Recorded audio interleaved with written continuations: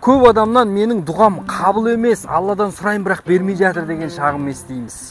Мұның 7 түрлі себебі бар. Бірінші, кім Аллаға серік қосатын болса, оның амалын бәрін жойып жібереміз дейді Алла Құранда. Яғни, кім серік қосса, оның дұғасы да құлшылықта қабыл болмайды. Екінші, Пайғамбар хадисінде Алла Тағала барлық тілектерді қабыл етеді дейді, мына екеуінен басқа дейді. Туыстық қарым-қатынасты үзген және ауыр күнә жасаған хадисте. Үшінші, арам ас. Бір кісі дұға қылып атты дейді хадисте. Пайғамбарымыз саллаллаху алейхи вассалам тілегі қабыл емес. Неге деп сахабалар сұрағанда, оның ішкен, жеген, кигені харамнан деп айтты. Төртінші, дұғам қабыл болмады деп асығу.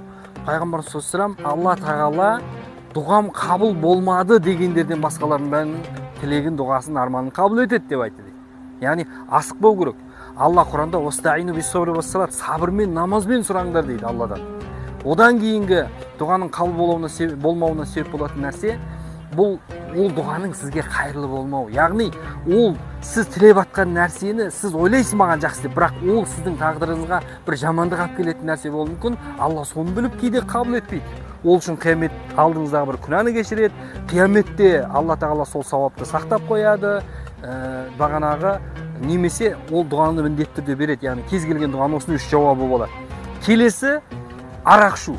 Арақ ішкен адамның 40 күн бойы намаз қабыл болмайды дейді хадисте. Дұғасы да соответственно қабыл болмайды ол кісінің.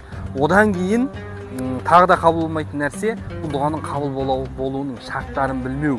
Мысалы, Пайғамбар хадисінде бір кісі дұға қылып атқанда, мына кісі асығыстық жасады. Егер Аллаға мағадақ айтқанда, Алла тілегін қабыл ететін еді дейді. Омар радиаллаху анхудан келеді. Егер бір кісіге айтты дейді Омар, мына кісі Пайғамбарға Аллаға мадақ айтып, одан кейін Пайғамбарға салауат айтқанда, Алла тілегін қайтармайтын еді деп айтты дейді.